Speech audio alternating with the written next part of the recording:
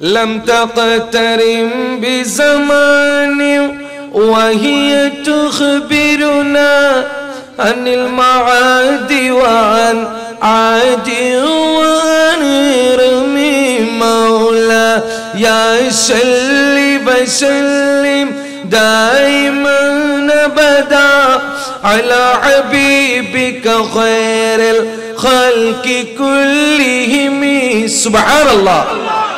Quran is not confined with any particular age.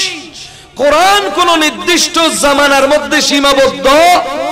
Quran is not limited, it is unlimited. ঠিক কি না বলেন?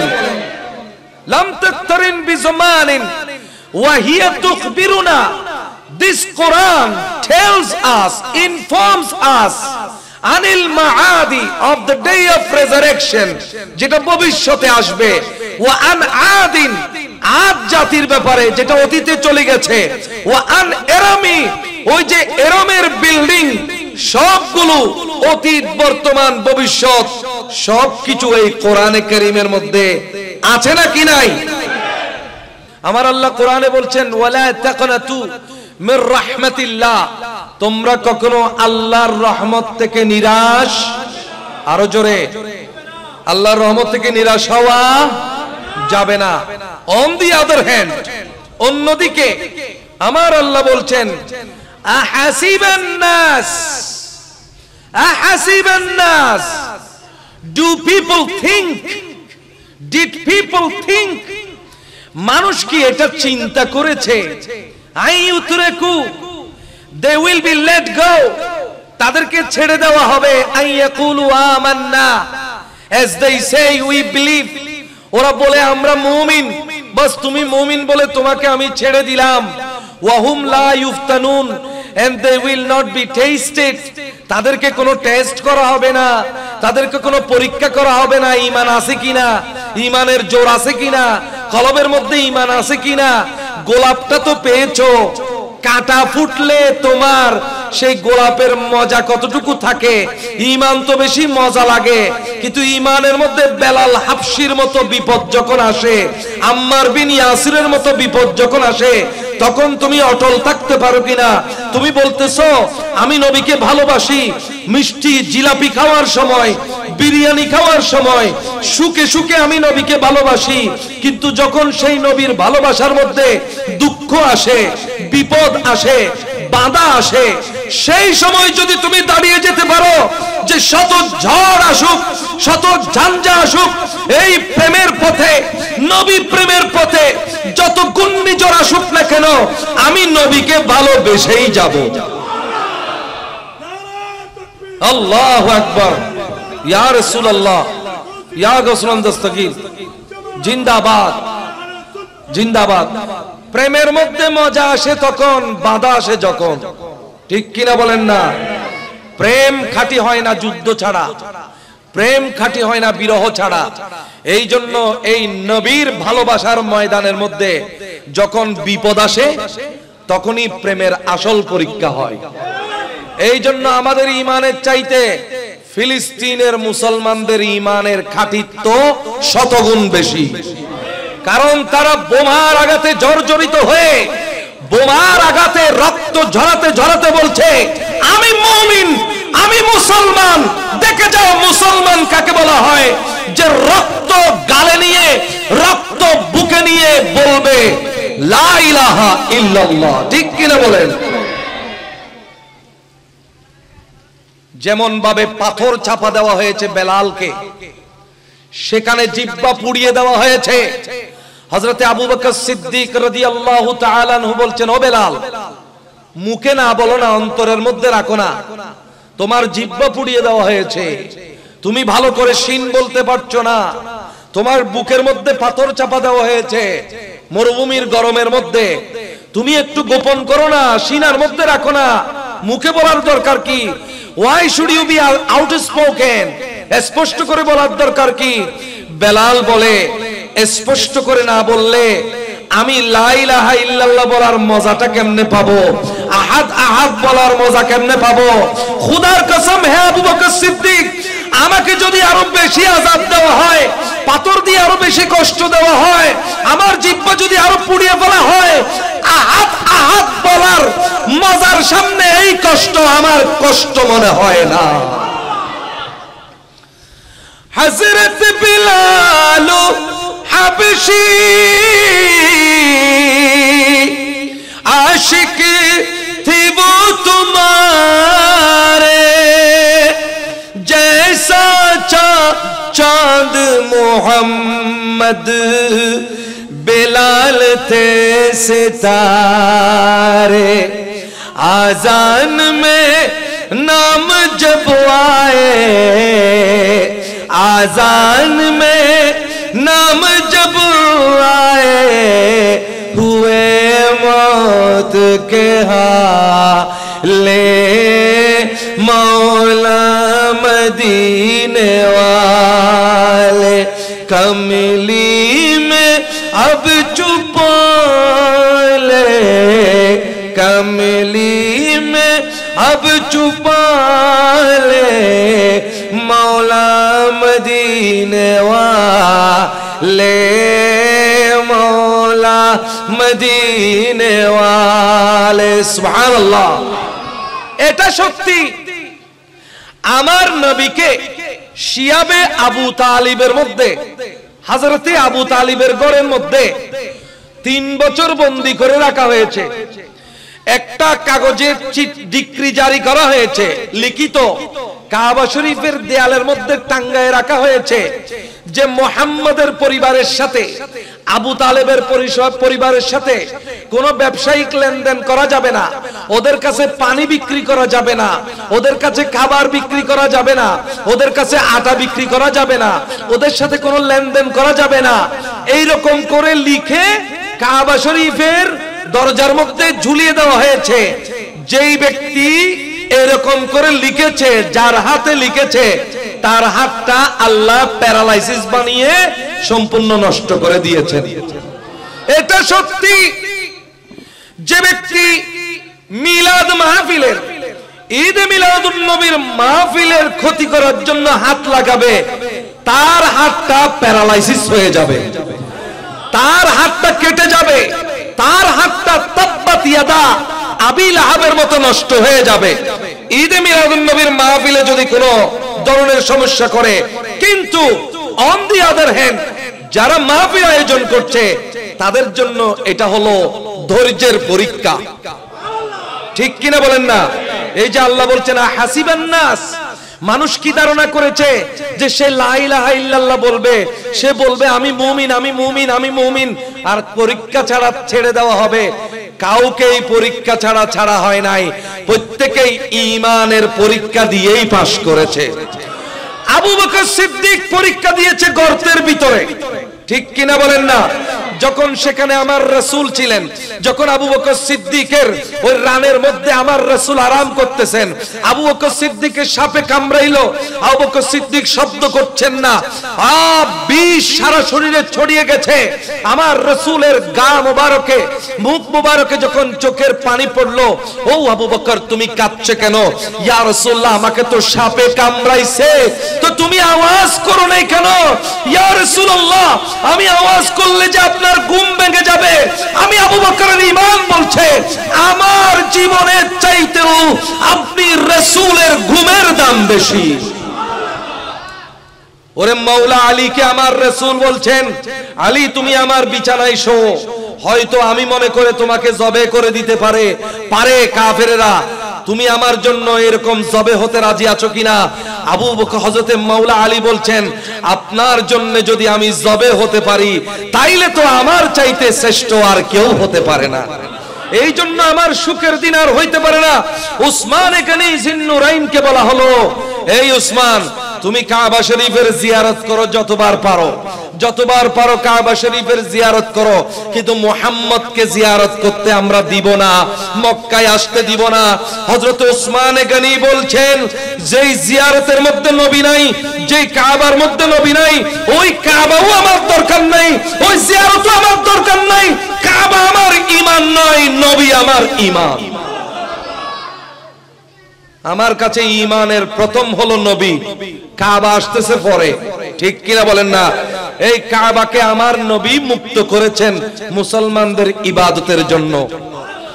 হাজিও आओ शहंशाह का रोजा देखो,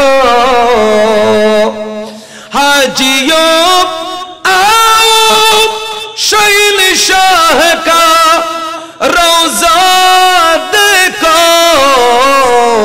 काबा तो देख चुके हो, काबे के काबा देखो, सलातुनिया सलामुनिया।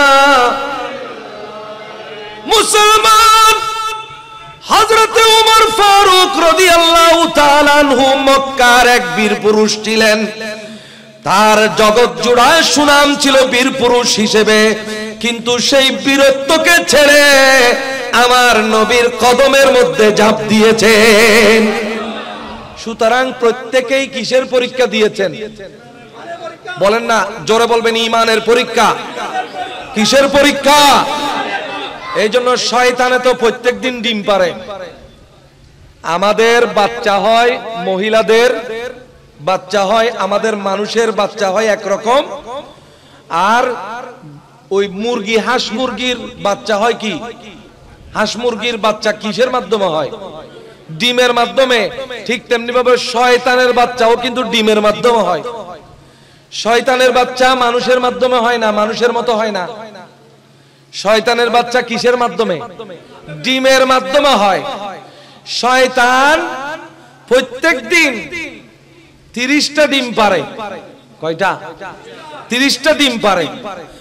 10টা ডিম পৃথিবীর পূর্ব পারে, 10টা ডিম মাঝখানে, 10টা ডিম উত্তরে পশ্চিমে।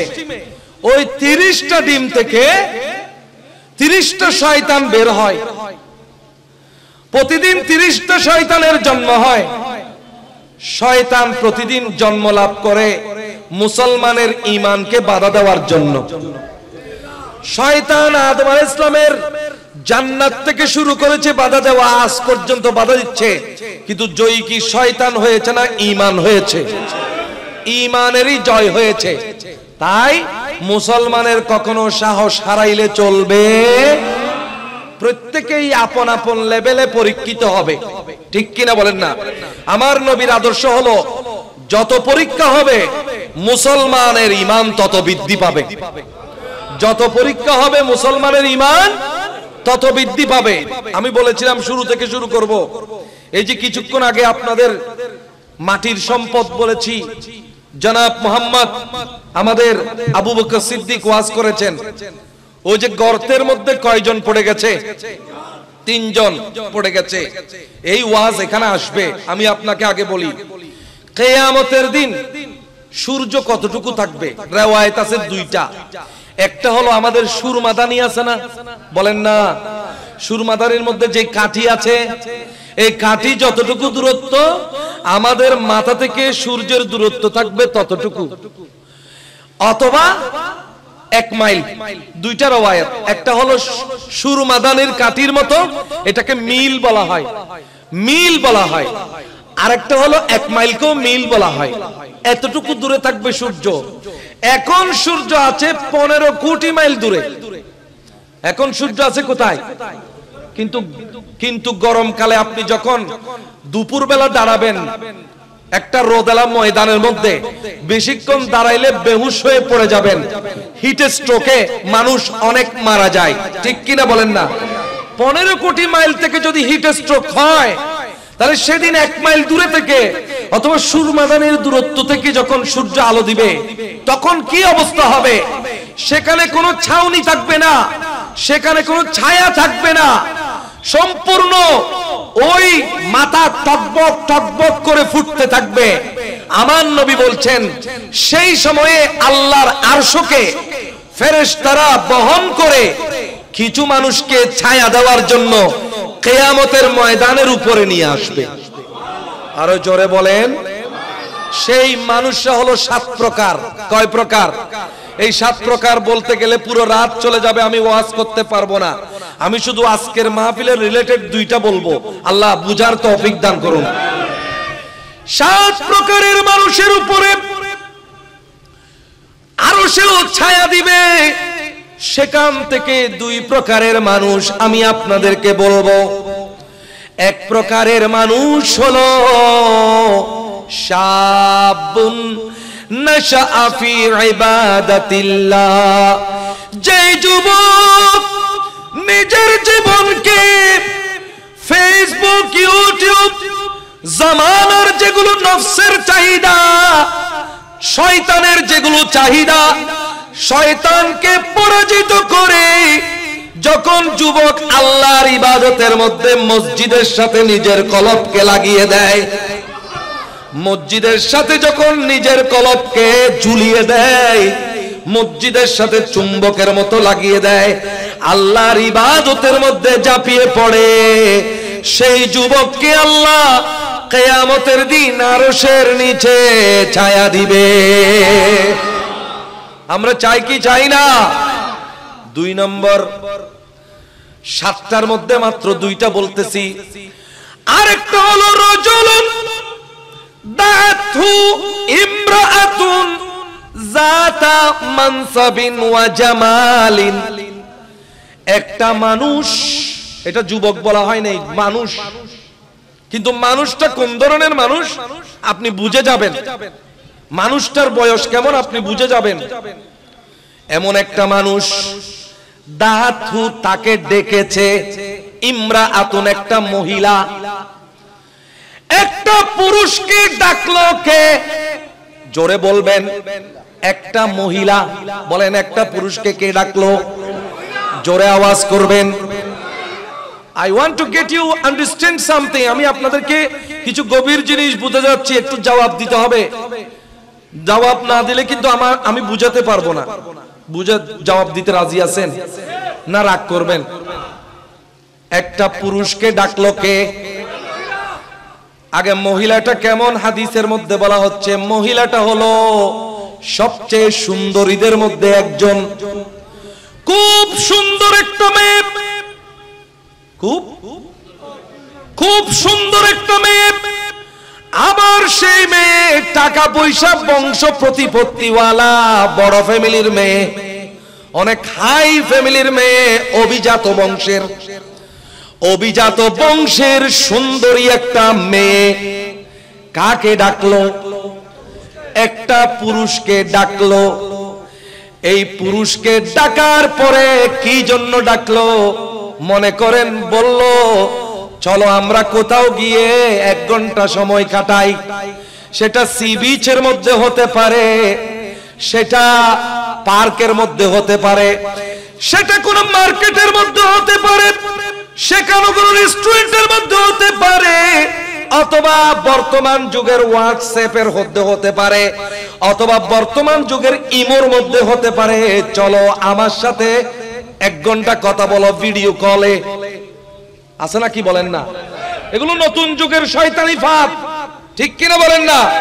শয়তানের জাল এক এক যুগে এক এক রকম, ঠিক কিনা? তুমি আমার সাথে 1 ঘন্টা ইমোতে কথা বলো, আমার সাথে 1 ঘন্টা হোয়াটসঅ্যাপে কথা বলো, আমার সাথে 1 ঘন্টা মেসেঞ্জারে কথা বলো, আমার সাথে 1 ঘন্টা পার্কে গিয়ে কথা বলো, আমার সাথে চলো একটা গায়ে হলুদের মধ্যে যাই, অথবা চলো কোথাও গিয়ে বেড়াইয়ে আসি। মহিলাটা কেমন? সুন্দর, দেখলে নজর ফেরানো যায় না, এবং মহিলাটা আবার গরিব না। মহিলাটা কি? পয়সাওয়ালা, সিটাঙ্গে ভাষার টিয়াওয়ালা। এনে আপনার কোনো খরচ হবে না, পকেট থেকে আপনি অভিনয় করবেন, দিচ্ছি। আপনি পকেট থেকে পকেটে হাত ঢুকানোর আগে মহিলা পার্স দিয়ে দিয়েছে, কার্ড দিয়ে দিয়েছে, তুমি দিবে না আমি দিব। এই রকম মহিলা আপনাকে ডেকেছে, একটা পুরুষকে ডেকেছে। তো যে পুরুষকে ডেকেছে সেই পুরুষ কি সাদা দাড়িওয়ালা হবে? নিশ্চয় পুরুষটাও দেখতে একটু কোনো মতে হ্যান্ডসাম হবে, ঠিক কিনা বলেন না? তাইলে একটা মহিলা ডাকলো, পুরুষের পুরুষ স্বাধীনতা আছে যাওয়ার জন্য, কিন্তু সেই পুরুষ বলে দিল ইন্নী আখাফুল্লাহ, আমি আল্লাহকে ভয় করি, আমি তোমার সাথে পার্কে যেতে পারবো না, কারণ তোমার সাথে পার্কে একাকী সময় কাটা কোরআন হাদিস মতে জায়েজ নাই। আমি মেসেঞ্জারে তোমার সাথে আলাপ করতে পারবো না, কারণ তোমাকে এভাবে ফ্রিলি 1 ঘন্টা দেখা আমার জন্য জায়েজ নাই। একবার নজর দিলে আবার নজর ফিরাই ফেলতে হবে, এটাই হলো কোরআন হাদিসের নিয়ম। তোমার দিকে 1 ঘন্টা তাকানো আমার পক্ষে সম্ভব নয়। তোমার দিকে, তোমার সাথে রেস্টুরেন্টে বসে, গায়ে হলুদে, বিয়ের অনুষ্ঠানে, সিএনজিতে, কারে বসে আলাপ করা, কোথাও যাওয়া একাকী আমি সম্ভব নয়, কারণ আমি তোমার মুহরিম নয়, আমি এগানা নয়, আমি তোমার বেগানা। ঠিক কিনা বলেন না? আমার যাওয়ার কোনো সুযোগ নাই। এইরকম যখন একজন পুরুষ বলতে পারবে, আমার আল্লাহ বলে আমি সেই বান্দাকে যেদিন কোনো ছায়া থাকবে না সেদিন আমি আরশের নিচে ছায়া দিব। এখন অন দি আদার হ্যান্ড আসেন, অন দি অপোজিট। এই ওয়াজটা তো আমরা করি, কিন্তু বিপরীত পক্ষে যেই মহিলাটা অফার করতেছে সেই মহিলার ওয়াজ তো আমরা কোনোদিন করি না। আমি বলেছি আজকে মহিলার ওয়াজ করব, কারণ যুবক যুবতী দুইজন আছে। Why should a woman offer? মহিলা কেন অফার করবে? সেই মহিলার, পুরুষ যদি বলতে পারে ইন্নী আখাফুল্লাহ, আই ফিয়ার আল্লাহ, আমি আল্লাহকে ভয় করি, মহিলার মনের মধ্যে কি আল্লাহর ভয় নাই? আরো জোরে বলেন না। আমাদের মা বোনের মনের মধ্যে আল্লাহর ভয় নাই? তো একজন পুরুষ যখন, সুঠাম সুন্দর পুরুষ যখন একটা মহিলাকে ডাকবে যে আমার সাথে 1 ঘন্টা সময় কাটাও, ওই মহিলাও যখন বলতে পারবে ইন্নী আখাফুল্লাহ, আমি আল্লাহকে ভয় করি, ওই মহিলাকেও আল্লাহ সেদিন ওই আরশের নিচে ছায়া দিবেন। আর একটা মহিলা কেন অফার দিবে যে আমার সাথে সময় কাটাও? কেন অফার দিবে? আপনি, সেই মহিলাও নবীজির উম্মত, ঠিক কিনা? মহিলারও আল্লাহর বান্দা, ঠিক কিনা? মহিলাও আল্লাহর বান্দিনী, ঠিক কিনা বলেন? আরো জোরে বলেন। এই যে আবু বকর সিদ্দিকী, আপনাদের মাটির সম্পদ, ওয়াজ করেছেন। কয় ব্যক্তি গর্তের মধ্যে? কয় ব্যক্তি? এরা কিসের নিচে চাপা পড়েছে? পাথরের নিচে। প্রথম ব্যক্তি মা বাবার খেদমত করেছে, ঠিক না? দ্বিতীয় ব্যক্তি কর্মচারীর বেতন বেশি করে দিয়েছে। হ্যাঁ, একটা ছাগল থেকে, এক মুঠো চাল থেকে, 1 বস্তা চাল থেকে ছাগলের পাল করে ফেলেছে, গরুর পাল করে ফেলেছে, পুরো গরুর পালটা তাকে দিয়ে দিয়েছে। ঠিক কিনা বলেন না? 3 নম্বরে বলেছে কি, তার একটা চাচাতো বোন ছিল। কি ছিল? চাচাতো বোন। সে চাচাতো বোনকে একটা পুরুষ একটা মেয়েকে যে জন্য ভালোবাসে, হাদিসের মধ্যে বলছে একটা পুরুষ একটা মেয়েকে যে কারণে ভালোবাসে, আমিও আমার চাচা বোনকে সেই কারণে ভালোবেসেছি। সে ছিল খুব সুন্দরী, আমি তাকে খুব ভালোবেসেছি, এবং আমি তাকে একান্তে পেতে চাইলাম। আমি বললাম চলো আমার সাথে একটা খালি জায়গায় চলো। সেই মহিলা, সে আমার চাচাতো বোন, সে বলল না আমি যাব না। আমি বললাম তোমাকে যত টাকা লাগে আমি দিব, আমি তোমাকে 100 টাকা দিব। মহিলা বলল না আমি যাব না। অনেক ধরনের রওয়ায়াত আছে, আমি একটা রওয়ায়াত বলছি। 100 দিনার দিব। 100 কি? 100 দিনার মানে বর্তমানের 1 কোটি টাকার সমান। 100 দিনার তোমাকে দিব। 100টি স্বর্ণ মুদ্রা। কয়টি? 100টি স্বর্ণ মুদ্রা দিব। মহিলা রাজি হলো না। শেষ পর্যন্ত পরের বছর 1 বছর অপেক্ষা করলো ওই মহিলার জন্য। হি ওয়েটেড ফর 1 ইয়ার, 12 মাস অপেক্ষা করলো। অপেক্ষা করার পরে ওই মহিলার ঘরে অভাব দেখা দিল, দুর্ভিক্ষ দেখা দিল। দুর্ভিক্ষ দেখা দেওয়ার পরে এই পুরুষের কাছে আসলো। পুরুষের কাছে এসে চাইলো খানা দানা, পুরুষ বলল আমি তোমাকে আগে দিব বলেছিলাম 100, এখন দিচ্ছি 120, ধরো তোমার হাতে নাও, তোমার এই অভাব পূরণ হবে যদি তুমি আমার একটা চাওয়া পূরণ করো। কয়টা চাওয়া? একটা চাওয়া, তুমি আমার সাথে একান্তে একটা রাত কাটাবে, আমার সাথে থাকবে। তখন সেই মহিলা অভাবের তাড়নায়, অভাবের তাড়নায়, এমনি নয়, কিসে? অভাবের তাড়নায় প্রাথমিকভাবে রাজি হয়েছে। রাজি হওয়ার পর দুই পক্ষ থেকেই সম্মতি হলো। এখন সামনে খারাপ একটা কাজ হবে। খারাপ একটা কাজ যখন হবে, রাত গভীর হলো, এখন সেজে গুজে আসলো, খুশবু মেখে আসলো পুরুষ, সেই মহিলাকেও সামনে বসালো। সামনাসামনি যখন চলে এসেছে, এত সামনে আসলো যে আর সামনে যাওয়া যায় না।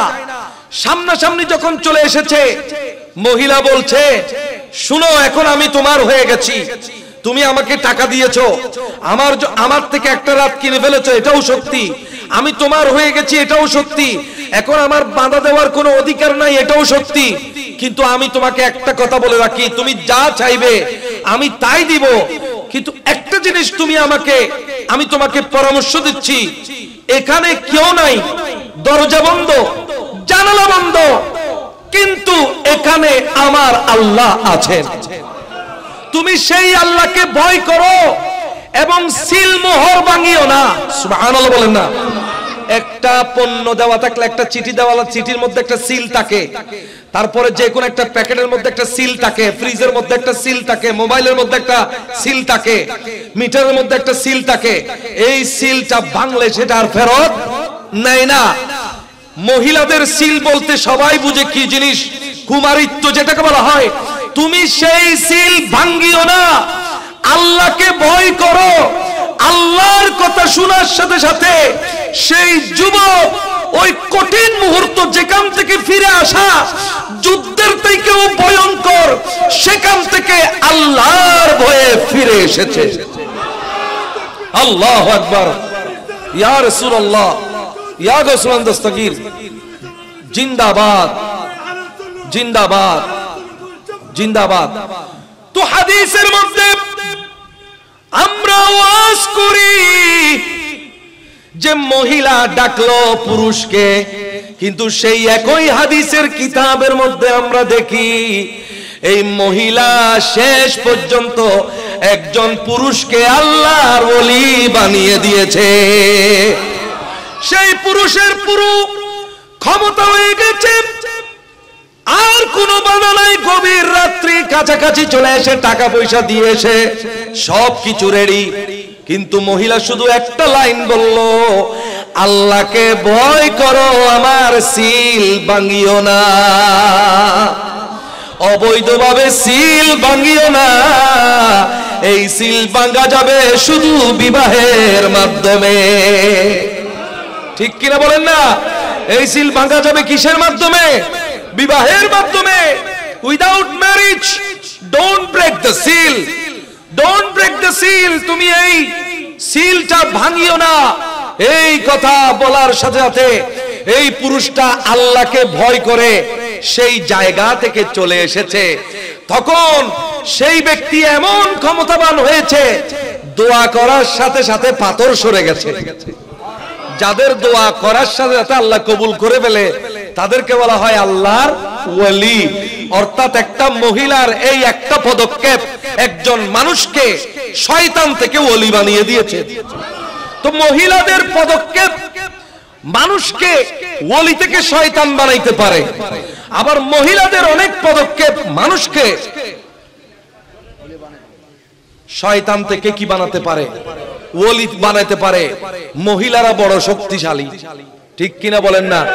মহিলা মা হিসেবে শক্তিশালী, ঠিক কিনা? একজন মা তার সন্তানকে যত ধরনের জ্ঞান দিতে পারে। Mother is the first school, first college, first university of a child. একজন সন্তানের প্রথম স্কুল, প্রথম কলেজ, প্রথম ইউনিভার্সিটি হলেন একজন মা। হযরতে আনাস বিন মালিকের মা, সুবহানাল্লাহ বলি। রাসূল এখনো মদিনায় যান নাই। আমার রাসূল এখনো মদিনায় যান নাই, কিন্তু আনাস বিন মালিকের মা আমার নবীর কথা শুনে শুনে নবীকে না দেখে মদিনায় ঈমান এনে ফেলেছে। এখনো রাসূল মদিনায়, বলেন না, রাসূল এখনো মদিনায় যান নাই, রাসূল আছে মক্কায়। কিন্তু আনাস বিন মালিকের মা উম্মে সুলাইম আছে মদিনায়। নবীকে না দেখে দেখে আরেকজন থেকে শুনে শুনে ঈমান এনেছে, যেমন আমরাও ঈমান এনেছি। আমরা কখনো রাসূলকে দেখেছি? না দেখলে কি হবে? আমাদের প্রত্যেকের অন্তরে আমার রাসূল আছে। তাকে চোখে দেখিনি কখনো, তবে তাকে চোখে দেখিনি কখনো, তবে তার চেহারা হৃদয়ে যে আছে গেথে। সুবহানাল্লাহ। ওই মা জননী তার সন্তানকে নিয়ে ফিরাউনকে একটা অনুরোধ করলো, ও ফিরাউন, তোমার প্রতি একটা অনুরোধ আছে। মৃত্যুদণ্ড প্রাপ্ত আসামির শেষ অনুরোধ রক্ষা করতে হয়। আমার একটা অনুরোধ আছে। অনুরোধ হইল, আমরা যখন মারা যাব আমাদের হাড্ডিগুলো এদিক ওদিক ফেলে দিও না। এগুলো আমার বড় আদরের সন্তান, আমি বুকের মধ্যে আগলে রেখেছিলাম সারা জীবন ভর, একসাথে ছিলাম, আমি আমার সন্তানদেরকে হারাতে চাই না।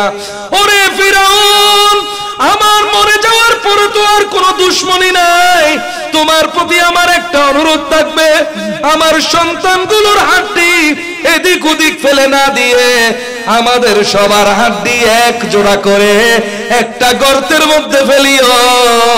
আমি জীবনে যেমন সন্তানদের সাথে ছিলাম, মরণেও যেন তাদের সাথে থাকতে পারি।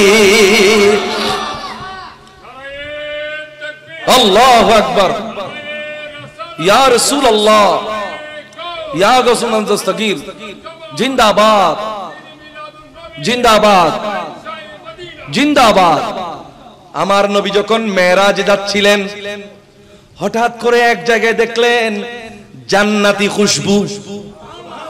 ও জিবরিল, এই জান্নাতি খুশবু কোত্থেকে আসতেছে?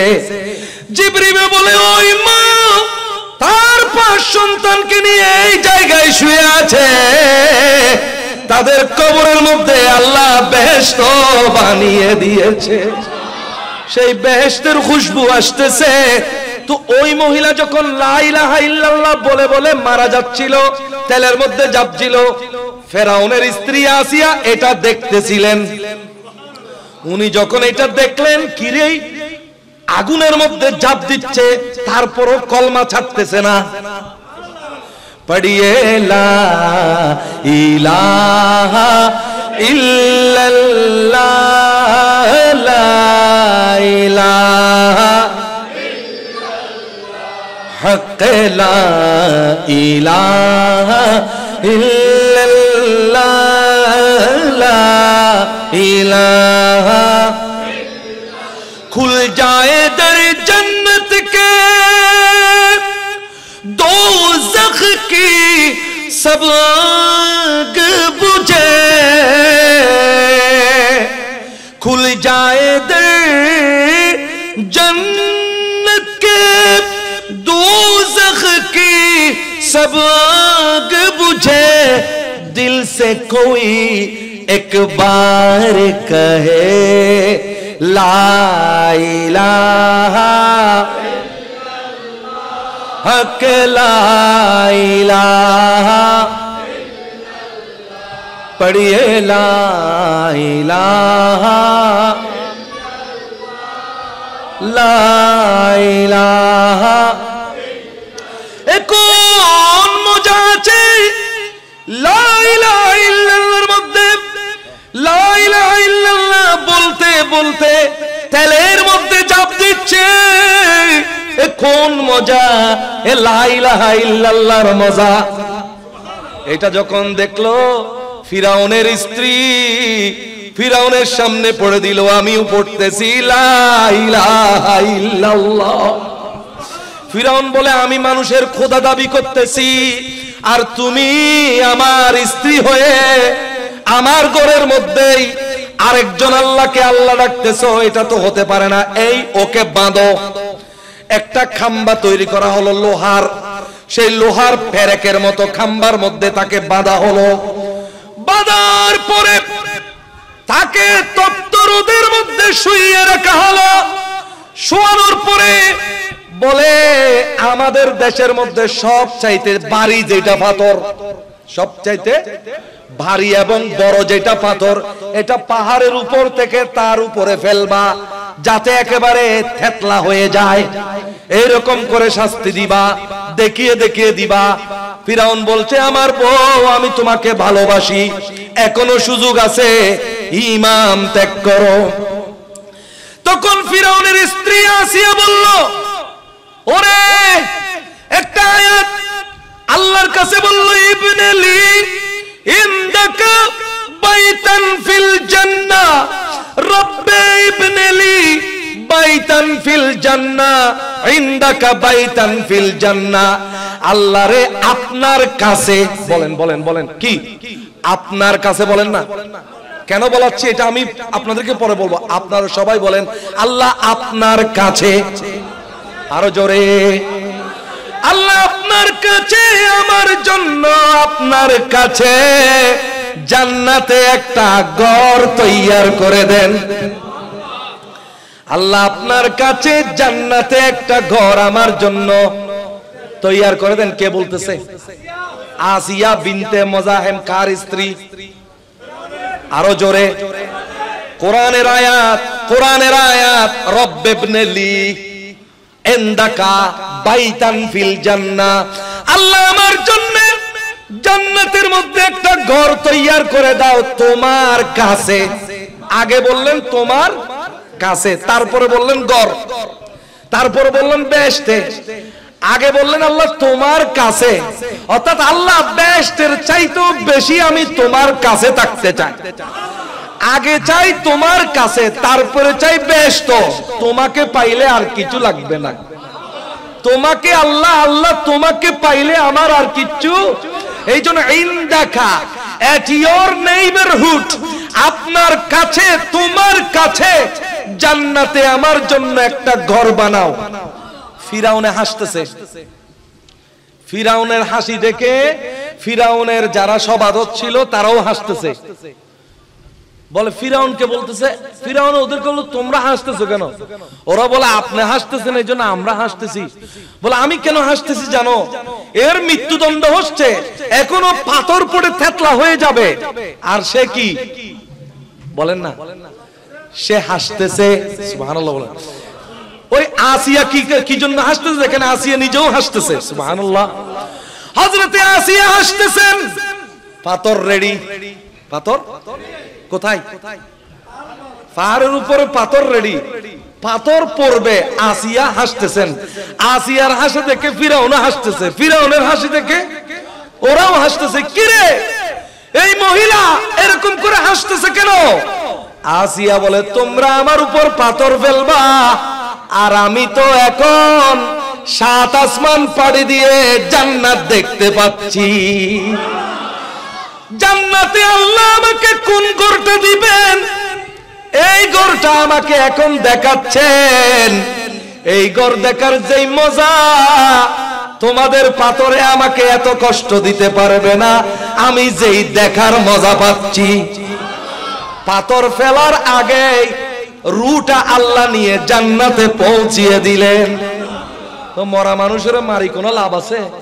এই জন্য রুটা তো আল্লাহ আর ওই জান্নাতে চলে গেছে।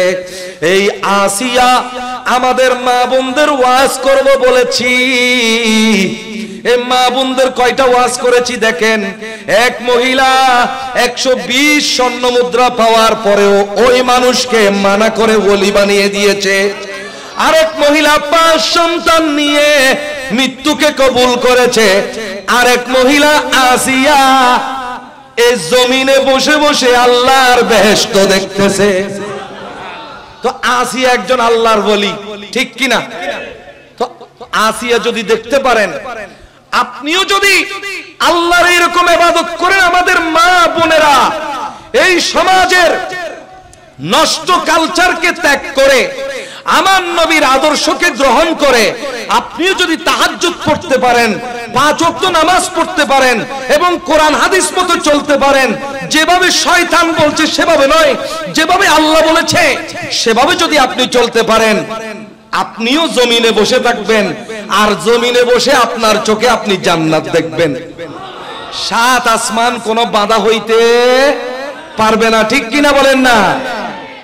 আপনাদের বিশ্বাস হয়? কোরআন হাদিস বিশ্বাস হয়? খুব সুন্দর জান্নাত আছে যে জানা, খুব সুন্দর জান্নাত আছে যে জানা, মদিনা ছেড়ে আমি কোথাও যাব না। জান্নাতে সবই আছে, মদিনা তো নেই। জান্নাতে সবই আছে, মদিনা তো নেই। আর জান্নাতের বাগান আছে মদিনাতে। আল্লাহুম্মা সাল্লি সাইয়্যিদিনা মুহাম্মাদ ওয়া আলা আলি সাইয়্যিদিনা। মুসলমান মহিলাদের ওয়াজ বেশিক্ষণ করলে আবার বলবে এই হুজুর আজকে মনে হয় শুধু মহিলাদের ওয়াজ করতে এসেছে, এই জন্য আর মহিলাদের ওয়াজ বেশি বলবো না। আর একজন মেয়ের কথা বলবো 2 মিনিটে। সেই মেয়ে হলো আবু বকর সিদ্দিকের কন্যা আসমা। সুবহানাল্লাহ। আমার রাসূল যখন হিজরতে যাচ্ছেন, আবু বকর সিদ্দিককে নিয়ে আমার রাসূল যখন গর্তের ভিতরে আশ্রয় নিয়েছেন, সেই সময় যেই মহিলাটা দেখাশোনা করেছেন সেই মহিলার কেউ না, সেই মহিলার নাম আসমা বিনতে আবি বকর। এখন আমার রাসূল অনেক দূরে যাবেন, সেই দূরে যাওয়ার জন্য খাদ্যশস্য বেঁধে দিতে হচ্ছে, পানির পোটলাটা বেঁধে দিতে হচ্ছে। এখন বেঁধে দেওয়ার জন্য কিচ্ছু নাই, কাপড় চোপড় নাই। ওনার একটা কোমর বন্ধনী ছিল। সুবহানাল্লাহ বলেন না? সেই সময় মহিলারা কোমর বাঁধতো, কোমরের বাঁধ ছিল কোমর বন্ধনী, নেতাকা বলা হতো। এই কোমর বন্ধনীটা তিনি খুলে ফেললেন, খুলে 2 টুকরা করলেন। এক টুকরা দিয়ে খাদ্যের পুটলি বানলেন, আর এক টুকরা দিয়ে পানির পুটলি বানলেন। আমার রাসূল তার উপর এমন খুশি হয়ে গেলেন, আমার রাসূল আল্লাহকে বললেন, আল্লাহ এই আসমা তার ওড়না ভেঙে কোমর বন্ধনী ভেঙে 2 টুকরা করেছে, আল্লাহ এর বদলে জান্নাত থেকে 2টা কোমর বন্ধনী তুমি তাকে উপহার দিও। তো জান্নাত থেকে কোমর বন্ধনী নিতে হলে আগে জান্নাতে যাইতে হবে, ঠিক কিনা বলেন না? মাত্র একটা কাপড়ের বিনিময়ে জান্নাত কিনে ফেললো। Point to be noted, though you think it is a very light matter, it is a deep matter. মাত্র একটা কোমর বন্ধনী দিল, কি 3 ফুট 5 ফুট 5 ফুট 5 ফিটের একটা কোমর বন্ধনী দিল, কোনো টাকা পয়সাও দেয় নাই। 5 ফিটের একটা কোমর বন্ধনী দিয়ে খেদমত করে জান্নাত কিনে ফেলেছে আসমা। তো আপনি যখন মহব্বত করবেন, সেই মহব্বত যখন খাত থাকবে না, নিখাত হবে, নিখুঁত মহব্বত যখন হবে, যখন মিলাদুন নবীকে মহব্বত করবেন, যখন নবীর মিলাদকে মহব্বত করবেন, নবীর মাহফিলকে মহব্বত করবেন, মসজিদকে মহব্বত করবেন, যত ছোট হোক না কেন আপনি একটা খেজুর দিয়েও জান্নাত কিনতে পারেন। বিশ্বাস আছে নাকি নাই? কি লাগবে? মহব্বত লাগবে। মহব্বতের নাম ঈমান, ঠিক কিনা? আলা লা ঈমান লিমান লা মুহাব্বাত লাহু। যার কাছে ঈমান নাই, যার কাছে মহব্বত নাই, তার কাছে ঈমান নাই। আল্লাহকে যদি কেউ ধরতে পারে, আপনার অন্তরের মহব্বতে ধরতে পারবে। এই জন্য আল্লামা ইকবাল সুন্দর বলেছেন, দিল সে জো বাত নিকলতি है असर रखती है पर नहीं ताकत पर, वाज मगर रखती है सुबहानाल्लाह। অন্তর থেকে যেই কথা বের হয়, অনেকের কথা মুখে আছে অন্তরে, যাদের নাম হলো মুনাফিক। মনে করেন বসের কর্মচারী, ম্যানেজার, এদিকে লাখ লাখ টাকা মেরে দিচ্ছে, ওদিকে বসের জন্য জান দিয়ে দিচ্ছে মুখে। হ্যাঁ, আছে না? এদিকে কোম্পানিকে তলাফাটা বানিয়ে দিচ্ছে, কিন্তু উপর দিয়ে বসকে বলছে বস আপনার জন্য জানটা দিয়ে দেব। তাহলে এটা মুখের কথা নাকি অন্তরের কথা? মুখের কথা। মুখের কথাই মানুষকে ধোঁকা দেওয়া যায়, কিন্তু আল্লাহকে ধোঁকা দেওয়া যায় না, আল্লাহর ওলিদেরকেও ধোঁকা দেওয়া যায় না। কারণ আল্লাহর ওলিদেরকে এমন চোখ আল্লাহ দিয়েছেন, সিনার ভিতরে, কলবের ভিতরে তারা দেখতে পায়। ঠিক কিনা বলেন না? এই জন্য ধোঁকা যাকে তাকে দেওয়ার চেষ্টা করে লাভ নাই। আল্লাহর কাছে যত কথা বলবেন কোত্থেকে বলতে হবে? অন্তর থেকে। দিল সে जो बात निकलती है, অন্তর থেকে যেই কথা বলা হয় আসার রাখতি है, এটা একটা আকর্ষণ আছে, এটার একটা প্রভাব আছে।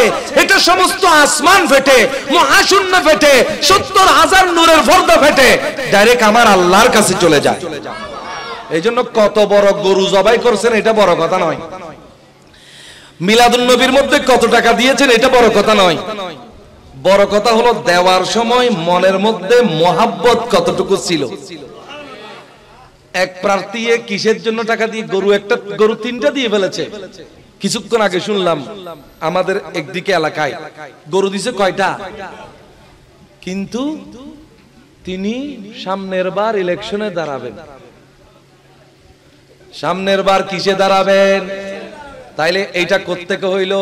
তো এইবার যদি তুমি ৩টা দাও, গতবার একটাও দিতে পারো নাই কেন? ঠিক না বলেন না? এইবার যদি তুমি ৩টা গরু দাও, গতবার একটাও কেন দিতে পারলা না? বোঝা গেল এটা হলো ইলেকশন প্রেম, নবী প্রেম না। ঠিক কিনা বলেন না? এই জন্য প্রেম করবেন কোত্থেকে? সিনার ভিতর থেকে।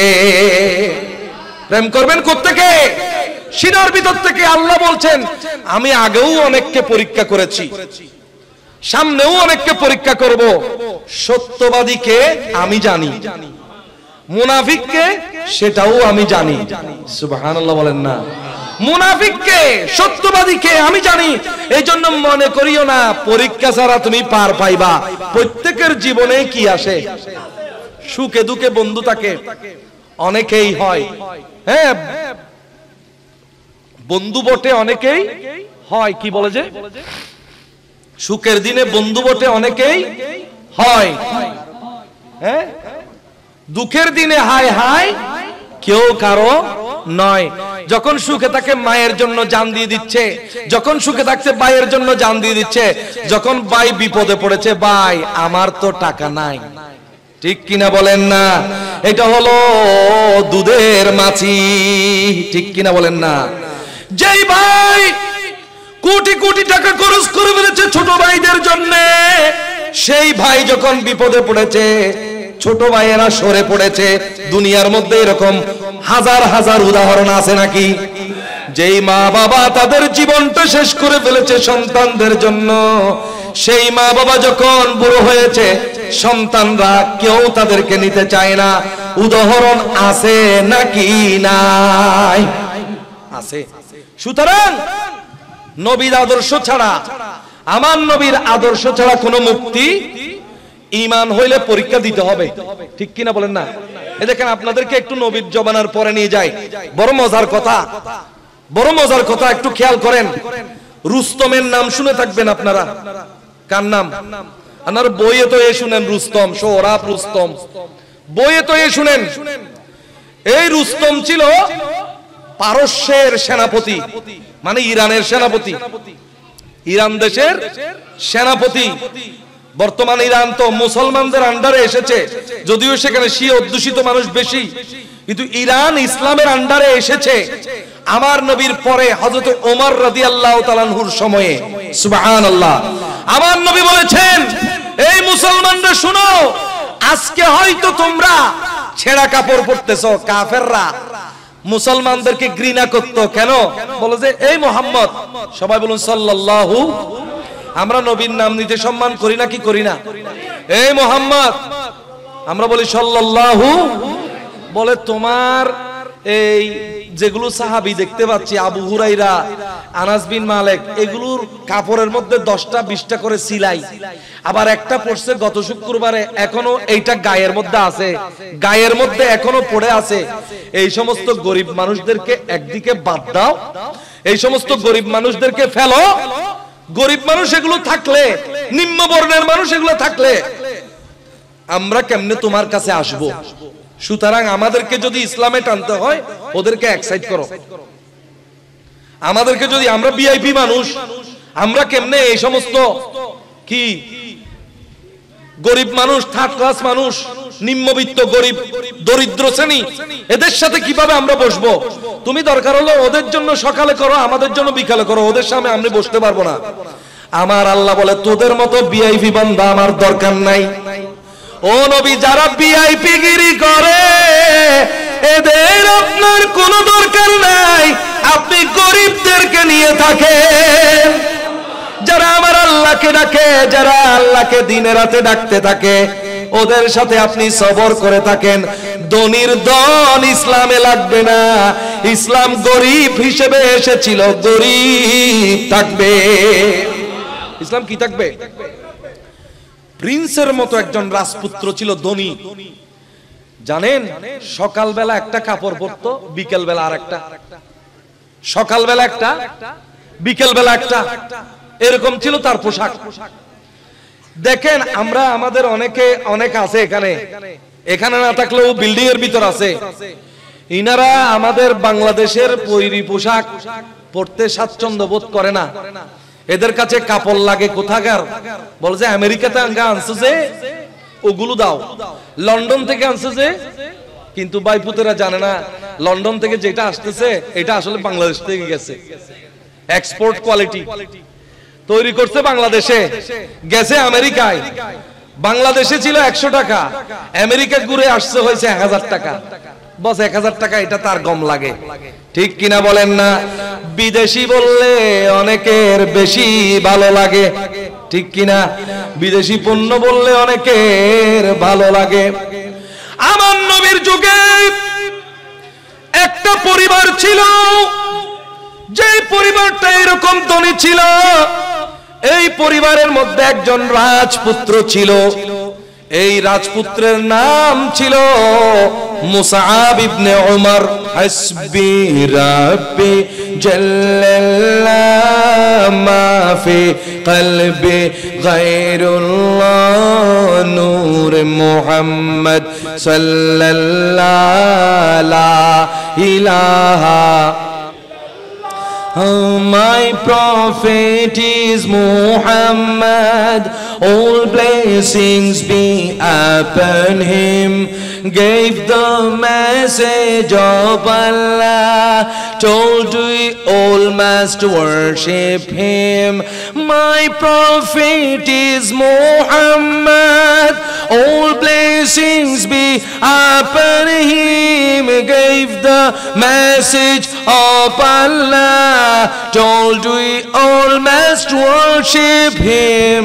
From the core of every heart does bear witness, every part from the core of every heart does bear witness, every part is declared by Mustafa la ilaha illallah. Jore hasbi rabbi jallal ما في قلبي غير الله نور محمد صلى الله.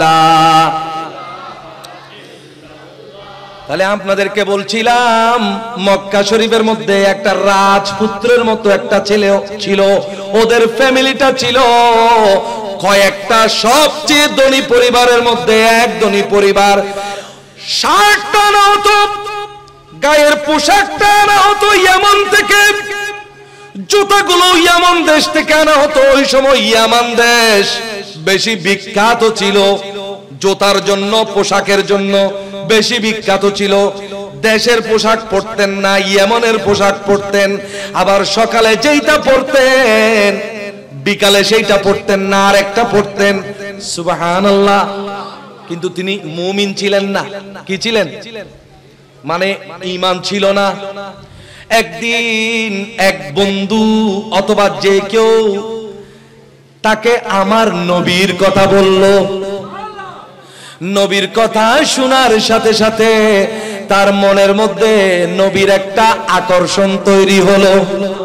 বলে আমি একটু গিয়ে দেখি ওই নবীটা কেমন, আমি একটু গিয়ে দেখি ওই নবীটা কেমন। আমার নবী সেই সময় গোপনে দারুল আরকামের মধ্যে ইসলাম প্রচার করতেছেন, সাহাবায়ে কেরামকে ইসলাম শিক্ষা দিচ্ছেন। এই মুসআব ইবনে উমাইর ঘরের দেয়ালের পাশে কান লাগিয়ে শুনতে থাকলেন কি বলে। নবীর কথা যতই শুনে ততই নবীর পাগল হয়ে যায়। ওরে আমরা তো না শুনেও পাগল হয়ে গেছি, আমরা না দেখেও নবীর পাগল হয়ে গেছি, আমরা না শুনেও নবীর পাগল হয়ে গেছি। কিন্তু মুসআব বিন উমাইর তো দেয়ালের এই পাশ থেকে আমার নবীর কথা শুনতেছে, যত শুনে তত পাগল হয়ে যায়। নিজের ইশক আর রাখতে না পেরে ঘরের ভিতর ঢুকে গেল। ঢুকে আমার নবী দেখলেন একটা কাফের পরিবারের সন্তান এসেছে। এর মাটা ছিল মক্কার মধ্যে প্রসিদ্ধ একটা বড় মহিলা, খুবই জাদ্রেল মহিলা। এই মহিলার ক্ষমতা ছিল বেশি, এই ক্ষমতা সারা দেশে চলতো। আমার নবী বললেন তুমি কেন আসলা? তোমার মা এটা শুনলে তো তোমাকে মারবে। ইয়া রাসূলুল্লাহ, আমি আপনার কথা যতক্ষণ শুনলাম এখন আমার কাছে দুনিয়ার কোনো আকর্ষণ নেই, আমার মায়েরও কোনো আকর্ষণ নেই। মা আমাকে মারলে মারুক, ধরলে ধরুক, আগে আপনি আমাকে কালমা তওবা লা ইলাহা ইল্লাল্লাহ মুহাম্মাদুর রাসূলুল্লাহটা পড়ায়ে দে। কলমা পড়ে ফেললেন। রাজপুত্র, সকালবেলা এক পোশাক, রাতের বেলা এক পোশাক, সুন্দর ছিল যে প্রিন্সের মতো। এখন তার ঈমানের কথা গুপ্তচরে সমাজের মানুষ একটাই মাকে গিয়ে বলে ফেললো যে তোমার ছেলে তো ইসলাম গ্রহণ করেছে। মা শিকল নিয়ে রেডি, শিকল নিয়ে চেইন নিয়ে রেডি। সন্তান যখন করে ঢুকলো, এই সন্তান তোমার ব্যাপারে কি শুনতেছি, তুমি এগুলা কি করেছো?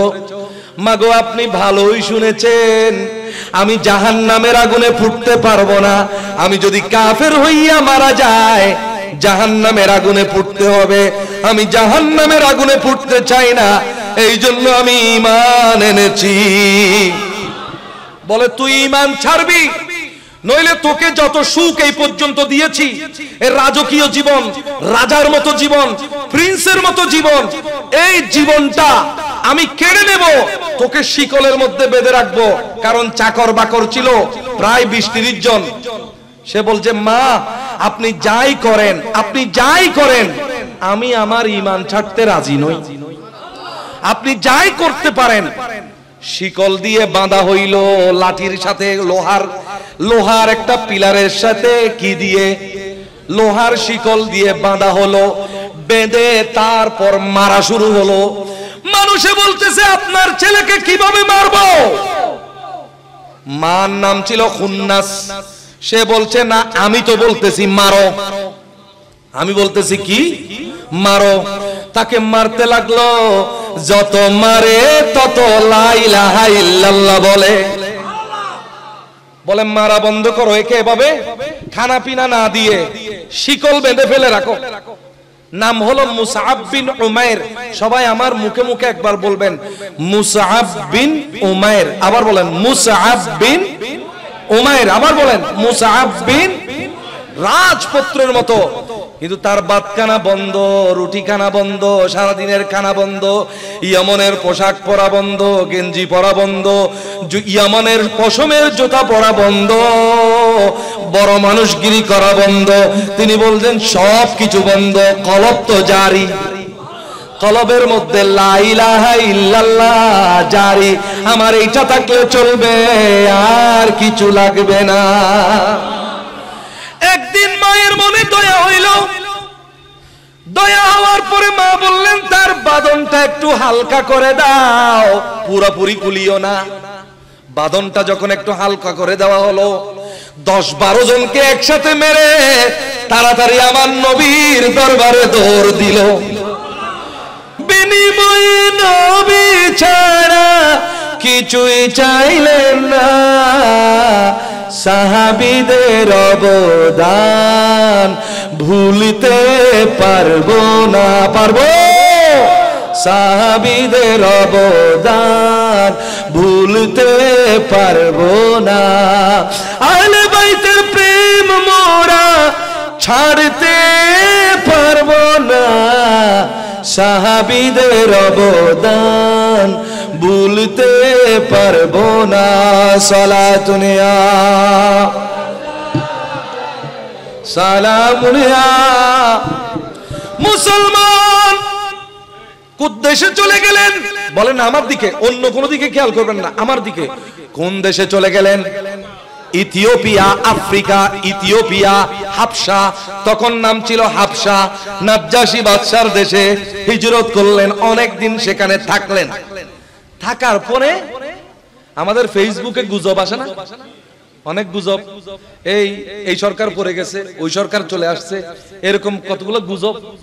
এরকম একটা গুজব হইল যে মক্কার মধ্যে ইসলাম প্রতিষ্ঠা হয়ে গেছে, সবাই মুসলমান হয়ে গেছে, মুসলমানদের আর কোনো ভয় নাই। সুবহানাল্লাহ বলেন না, একটু সালাতুন ইয়া বলেন, সালাতুন ইয়া।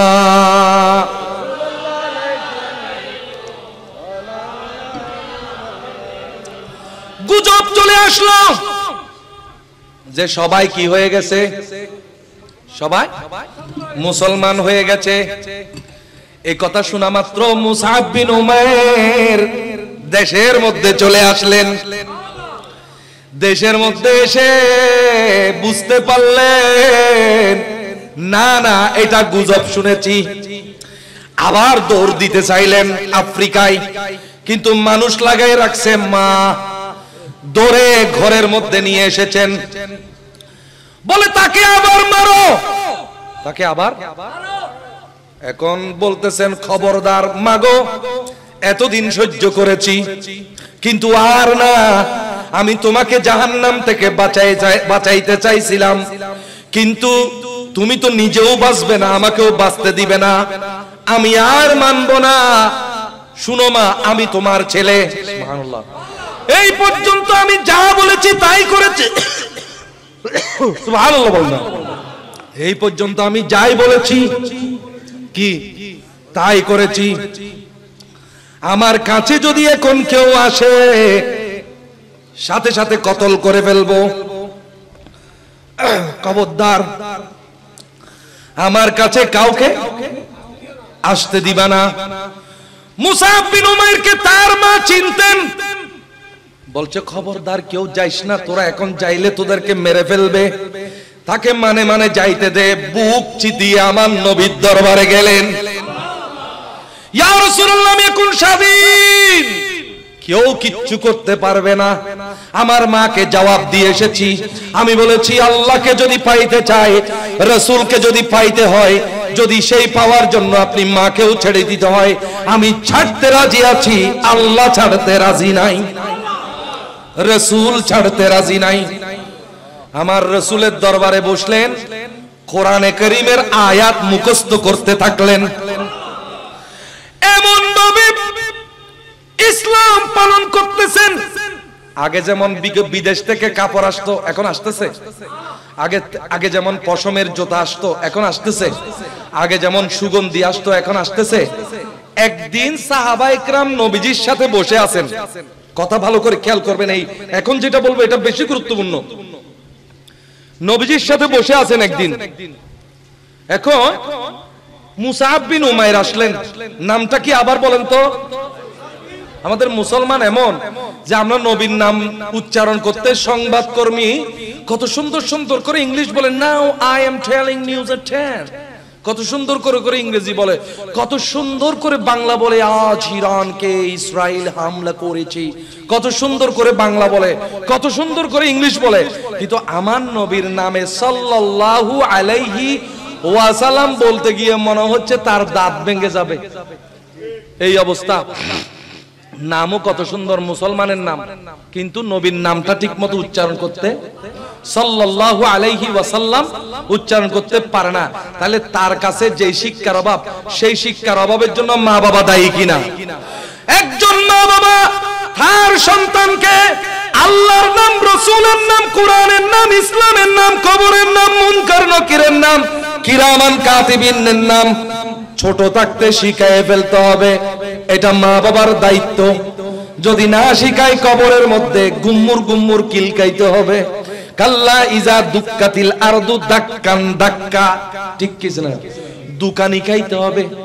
কি খাইতে হবে? দুকানি খাওয়ার জন্য রেডি থাকেন। যদি আপনার সন্তানকে শিক্ষা না দেন ইসলামী শিক্ষা, আপনার কোন ডক্টর ইঞ্জিনিয়ারের জ্ঞান কবরে যাবে না, আল্লাহ রাসূলের জ্ঞান যাবে। সেই জ্ঞান যদি কবরে নিতে না পারেন, দুকানি খাইতে হবে। এই জন্য সাহাবায়ে কেরামের নামগুলো শুদ্ধভাবে উচ্চারণ করার চেষ্টা করবেন। যে কি আমার মুখে বলেন মুসআব বিন উমাইর। একদিন সাহাবায়ে কেরাম সবাই বসে আছেন, আসলেন উনি, যে কাপড়টা পরেছেন, জুব্বা একটা পরেছেন হাঁটু পর্যন্ত, 30টা তালি ফাটা, এখানে 30টা সেলাই। আমার নবী যখন দেখলেন হেসে দিলেন, সুবহানাল্লাহ। কয়টা তালি? 30টা তালি। নবীর চোখের মধ্যে পানি, মুখের মধ্যে হাসি। নবীজির চোখের মধ্যে পানি, মুখের মধ্যে হাসি। ইয়া রাসূলুল্লাহ, আপনি চোখে কাঁদতেছেন, মুখে হাসতেছেন, কি ব্যাপার? আমার নবী বলেন, এই মুসআব বিন উমাইরের দিকে দেখো, যে দেশি কাপড় পরতো না, বিদেশি কাপড় পরতো। সকালে একটা পরতো, রাতে আরেকটা পরতো,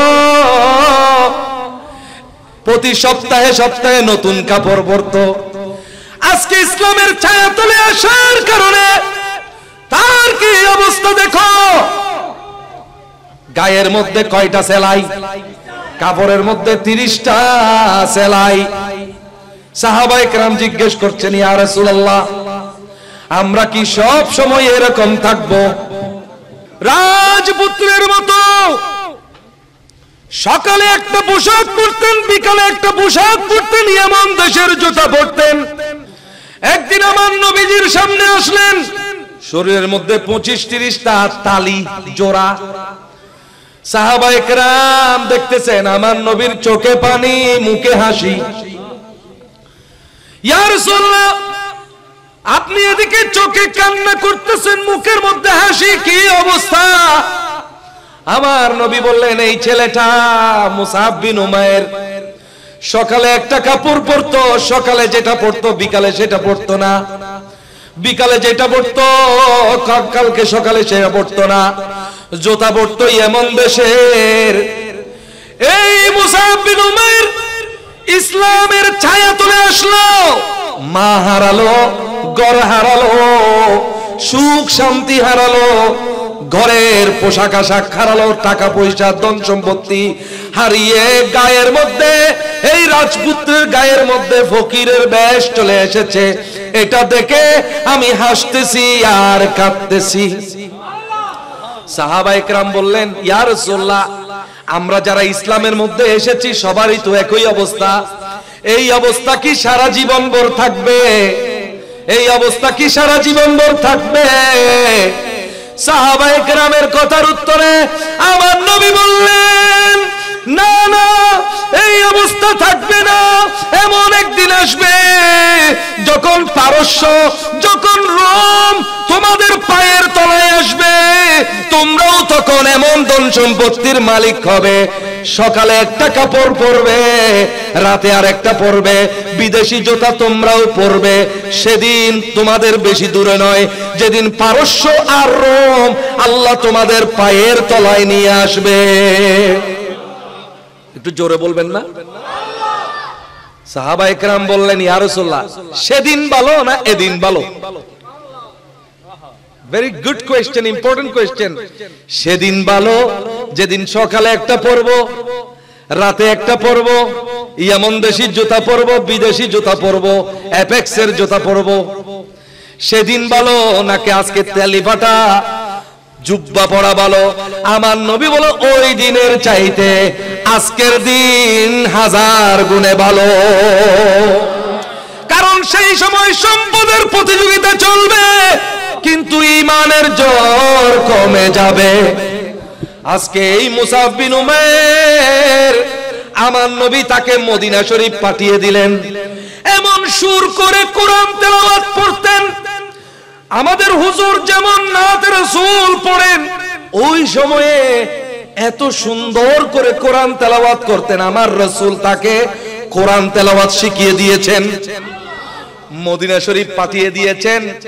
ওই 12 জন মদিনার মানুষের সাথে ইসলাম প্রচার করার জন্য। নবী আছেন মক্কায়, কিন্তু মদিনার মধ্যে ইসলামের বাহিনী তৈয়ার হয়ে গেছে। কেমনে? কারণ আমার নবী ওখানে কিছু ইসলামের দাড়ি পাঠিয়ে দিয়েছেন। মুসাব বিন উমাইরকে যখন সাদের সাথে দেখলো, উসাইদ ইবনে খুজাইর মদিনার সরদার, গরম হয়ে গেল, লাঠি নিয়ে আসলো, বলে আমাদের দেশে আমাদের ধর্ম নষ্ট করার জন্য তুমি এসেছো, আমাদের দেশ থেকে তাড়াতাড়ি চলে যাও, নলে লাঠি দিয়ে আমাদের মানুষটাকে সহ তোমাকে মারতে মারতে দেশ থেকে তাড়াবো। কিন্তু মুসাব বিন উমাইর ধৈর্য ধরলেন, বললেন মারিও। সুবহানাল্লাহ। আগে আমার কথা একটু শুনো। ওরে আমি রাজপুত্র ছিলাম, আমার কিচ্ছুর অভাব ছিল না। আমি সকালে একটা পোশাক পরতাম, রাত্রে আরেকটা, আমার সুখের অভাব ছিল না। কিন্তু সেই সুখ আমি কেন ছেড়ে দিলাম? ওই আখিরাতের সুখের জন্য। আখিরাতের জাহান্নামের ভয়ে এমন করে বুঝাইলেন, খাজরাজ গোত্রের নেতা হযরত উসাইদ ইবনে খুজাইর যত শুনে তত ভালো লাগে। মুসাব বিন উমাইর বলে তাকে আরেকটু মধু মাখিয়ে দি। কোরআন শরীফের তেলাওয়াত শুরু করলেন।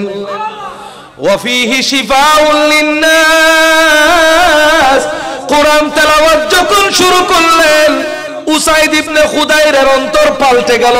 বলে আমাকে একটু তাড়াতাড়ি কলমা পড়াইয়ে দাও। বলে না না, আগে গোসল করে আসো। গোসল করে আসলেন, কলমা পড়িয়ে দিলেন।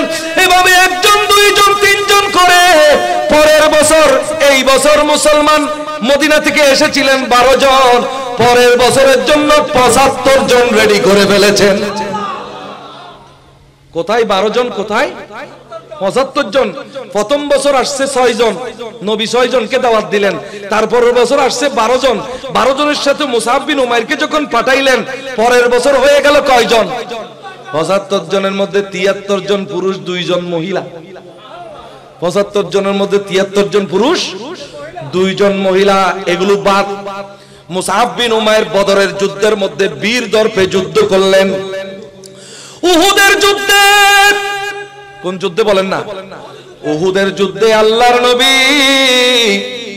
মুসলমানদের যেই পতাকা, সেনাপতির পতাকা, এই পতাকা মুসাব বিন উমাইরের হাতে ধরিয়ে দিলেন। যুদ্ধের মাঝখানে একজন শত্রু এসে তার ডান হাতের মধ্যে কোপ বসিয়ে দিল। এক কোপের মধ্যে তার হাত অর্ধেক পড়ে গেল। তিনি বাম হাতে ধরে ফেললেন। খবর আসলো নবীজি শাহাদাত বরণ করেছেন। মিথ্যা গুজব। তখন মুসলমানরা এদিক ওদিক ছড়িয়ে গেলে, তখন মুসাব বিন উমাইর বললেন, নবী যদি দুনিয়া থেকে পর্দাও করে, ইসলাম তো কিয়ামত পর্যন্ত থাকবে। নবীজি পর্দা করলে কি আমরা ইসলাম ছেড়ে দিব? না না, আমার নবীর শিক্ষা মতে আমরা ইসলাম কিয়ামত পর্যন্ত থাকবে। মুসাব বিন উমাইরের কথায় মুসলমানরা আবার শক্তি ধারণ করলো। মুসাব বিন উমাইর বাম হাতে পতাকা ধরলেন। আরেক ব্যক্তি এসে একটা বর্ষা নিয়ে তার বুকের মধ্যে মেরে দিল। শহীদ হয়ে গেলেন হাসতে হাসতে। আমার নবী এত লাশের মধ্যে মুসাব বিন উমাইরের লাশটা খুঁজতেছেন। যখন দেখলেন হযরত হযরতে অনেক আমার রাসূল তো অনেকের লাশ দেখলেন, অনেকের লাশ দেখলেন, কিন্তু মুসআব বিন উমাইরের লাশ দেখে আমার নবীর চোখের পানি চলে আসলো। আমার নবী বলে ওকে কাফন দাও। আমার নবী বলে কি কাফন যখন দিলেন মাথা থেকে হাঁটু পর্যন্ত হয়, মাথা থেকে, আবার বুক থেকে দিলে পা পর্যন্ত হয়, মাথা থেকে পা পর্যন্ত কাফন পাওয়া যাচ্ছে না, কাফনের অভাব পড়ে গেছে। আমার নবীর চোখের পানি খেয়ে দেখে আমার নবী বলে যেই ছেলে সকালে সন্ধ্যায় 2টা করে নতুন কাপড় পরতো, তার আজকে মাথা থেকে পা পর্যন্ত কাফনের কাপড় পাওয়া যাচ্ছে না। ওরে তোমরা একটা কাজ করো, মাথা থেকে হাঁটু পর্যন্ত কাফনের কাপড় দিয়ে ওই হাঁটু থেকে পা পর্যন্ত ইজখির ঘাস দিয়ে দাও। এভাবে আমার উমাইরকে, মুসআব বিন উমাইরকে কাফন পরিয়ে দাও, আল্লাহ জান্নাতে তাকে জান্নাতি কাফন পরাবে। তো কোথায় সে রাজপুত্র? আমি লাস্ট আপনাদেরকে যে ফিনিশিং দিবার কথা বলেছিলাম, ওই রুস্তমের কথা বলেছিলাম। কি রুস্তম পারস্য যখন জয় করতে গিয়েছেন মুসলমানেরা, মুগীরা বিন শুবা রাদিয়াল্লাহু তাআলা আনহু, তারপরে সাদ ইবনে আবি ওয়াক্কাস রাদিয়াল্লাহু তাআলা আনহু, ইনারা যখন ওখানে গেলেন, আমির বিন হাশিম ওনারা যখন পারস্যের রুস্তমের কাছে গেলেন, কার কাছে? আরো জোরে বলেন না আমার দিকে একটু দেখেন, কার কাছে গেলেন? রুস্তম হলো সেনাপতি। রুস্তম বলল, তারপরে ইরানের বাদশা কিসরা বলল যে তোমরা এত কাপড় চোপড়, এগুলা তোমাদের তালিফাটা কাপড় চোপড়, তোমরা মনে হয় তোমাদের দেশের মধ্যে ভাত পাচ্ছ না, এই জন্য এখানে পারস্য জয় করতে এসেছো। শুনো, তোমরা যতদিন ইচ্ছা এখানে সকাল বিকাল রুটি পরোটা গোস যা খাইতে পারো আমরা খাওয়াবো, তোমরা পেটের দায়ে এখানে আসছো, ঠিক আছে, তোমাদেরকে যত পারো খাওয়াবো, খেয়ে দিয়ে চলে যাও, যুদ্ধ টুদ্ধ এগুলো তোমাদেরকে দিয়ে হবে না গো। তোমরা এই সামান্য কাপড় চোপড় ঠিক নাই, কাপড় চোপড়ের মধ্যে তালিবাটা, আমাদের কাপড় চোপড় দেখো কত সুন্দর, তোমাদের মনে হচ্ছে 1 মাস ধরে কিছু খাও নাই, যাও তোমরা কিছু খেয়ে দাও, রাত্রে কিছু খাও, সকালে কিছু খাও, যতদিন চাও ততদিন খাও, আর কিছু তোমাদেরকে পোটলা ভরে দিয়েও দিব, একজন ফকিরকে যেমন দিয়ে দেয় তোমাদেরকেও দিয়ে দিব, তোমরা খেয়ে দিয়ে কিছু নিয়ে চলে যাও, যুদ্ধ করে তোমাদের কাজ না। হযরতে মুগীরা বিন শুবা বললেন, আমরা কোনদিন পুরোপুরি কোনদিন খাই নাই, পুরোপুরি না খেয়েই আমরা মক্কা জয় করেছি, মদিনায় জয় করেছি, ইরাক জয় করেছি, পারস্যের মধ্যে এসেছি, কারণ আমরা দুনিয়ার মধ্যে খাওয়ার জন্য আসি নাই, তোমাদের দেশে খাওয়ার জন্য আসি নাই, আমরা তোমাদেরকে জান্নাতে নেবার জন্য এসেছি। আমরা এখানে খাওয়ার জন্য আসি নাই, দুনিয়া আমাদের খাওয়ার জায়গা নয়, আমরা খাওয়ার জন্য আসি নাই। আমরা তখনও ক্ষুধার্ত ছিলাম, ক্ষুধার্ত থেকে বদরের যুদ্ধ করেছি, ক্ষুধার্ত থেকে উহুদের যুদ্ধ করেছি, ক্ষুধার্ত থেকে খন্দকের যুদ্ধ করেছি, ক্ষুধার্ত থেকে খাইবারের যুদ্ধ করেছি, ক্ষুধার ভয় আমাদেরকে লাগাইও না। তো ওনারা যখন চলে গেলেন, মুসলমান সৈন্যরা দরবার থেকে যুদ্ধের হুমকি দিয়ে, 3 দিন সময় দিলাম, বাদশা ইরানের বাদশা কিসরা, রুস্তম সেনাপতি রুস্তম বলতেছে আমাদেরকে কিছুদিন চিন্তার সময় দাও। কি সাহস, ওদের দরবারে গিয়ে বলতেছে বেশি সময় দিতে পারবো না, 3 দিন, এই তালিফাটা আমরা এই পোশাক নিয়ে তোমাকে 3 দিনের সময় দিয়ে যাচ্ছি, 3 দিনের ভিতর ডিসিশন নাও, নইলে আমরা আসতেছি। কি সাহস, অথচ পরনের মধ্যে ভালো একটা কাপড় নাই, কিন্তু সাহসের কোনো অভাব। কারণ তো ওনারা যখন চলে গেলেন, সভাসদরা মানে সাধারণ মানুষ বলতেছে, সৈন্য বলতে কি রে, এদের মনের মধ্যে এত সাহস, এদের বিরুদ্ধে আমরা কি যুদ্ধ করব, কাপড় চোপড় ঠিক নাই, তালিবাটা খাও, এদের ক্ষুধা, এদের বডির স্ট্রাকচার ঠিক নাই, মেরা মেরা সব, এদের বিরুদ্ধে কি যুদ্ধ করব, এরা তো পচা মানুষ। বলে তোমরা ওদের উপরের দিকটা দেখেছো, কলবের দিকটা দেখো নাই, এরা এই পর্যন্ত যা যুদ্ধ জয় করেছে, এদের কলবের ভিতর ঈমানের জোর দিয়ে জয় করেছে, পোশাকের জোর দিয়ে কোনোদিন করে নাই, পোশাকের জোর দিয়ে। আল্লাহু আকবার, ইয়া রাসূলুল্লাহ, ইয়া রাসূলুল্লাহ দস্তগীর, জিন্দাবাদ জিন্দাবাদ জিন্দাবাদ। পোশাকের জোর দিয়ে ওরা কোনোদিন করে নাই, ঈমানের জোর দিয়ে করেছে। শেষ পর্যন্ত সেই পারস্যকে তারা জয় করে হযরত ওমর রাদিয়াল্লাহু তাআলা আনহুর কদমের নিচে ফেললেন। শেষ পর্যন্ত 5 বারের চেষ্টায় রোমও আমাদের মুসলমানদের হয়েছে। আজকে তুরস্কের আয়া সোফিয়ার মধ্যে আজান হচ্ছে কি কারণে? কনস্টান্টিনোপল আমাদের হয়ে গেছে তাই। তো আল্লাহ পাক জাল্লা শানুহু আমাদের সবাইকে যে আয়াত বলেছিলাম, আমি যে আয়াতটা আপনাদের সামনে বলেছিলাম সূরা আম্বিয়ার 1 নম্বর 2 নম্বর 3 নম্বর আয়াত, যে তোমরা আমান্না বললে আইয়ুতরাকু আইয়াকুলু আমান্না আহাসিবান নাস, মানুষকে এটা চিন্তা করেছে যে সে বলল আমান্না আমি মুমিন, ওয়াহুম লা ইফতানুন, কোন পরীক্ষা করা ছাড়া তুমি মুমিন হিসেবে তোমাকে ছেড়ে দেওয়া হবে। প্রত্যেক মুমিনের জীবনের মধ্যে একটা পরীক্ষা, বলেন না, প্রত্যেক মুমিনের জীবনের মধ্যে একটা পরীক্ষা। এই আজকের মাহফিল যারা আয়োজন করেছে এদের জন্য এটা পরীক্ষা, কারণ time is not same with the past, this is present and the present is difficult. এই বর্তমানটা তাদের জন্য খুবই কঠিন, কিন্তু মৌলা আলী যেমন একা আমার নবীর জন্য মেজবান আয়োজন করে ফেলেছেন, সেই মৌলা আলীর আদর্শে এই ছেলেগুলো যুবকগুলো আমার নবীর এত সুন্দর মাহফিল ঠিকই আয়োজন করে ফেলেছে। সুতরাং পরীক্ষা হবে। ইসলামের যুগ, ইসলামের মজা তখন, ঈমানের মজা তখন যখন বিপদ আসে। যত বেশি বিপদ আসবে তত বেশি ঈমানের মজা বের হবে। কাটাহেরি খান্ত কেন কমল তুলিতে, দুঃখ বিনা সুখ লাভ হয় কি মোহিতে, ঠিক কিনা বলেন না?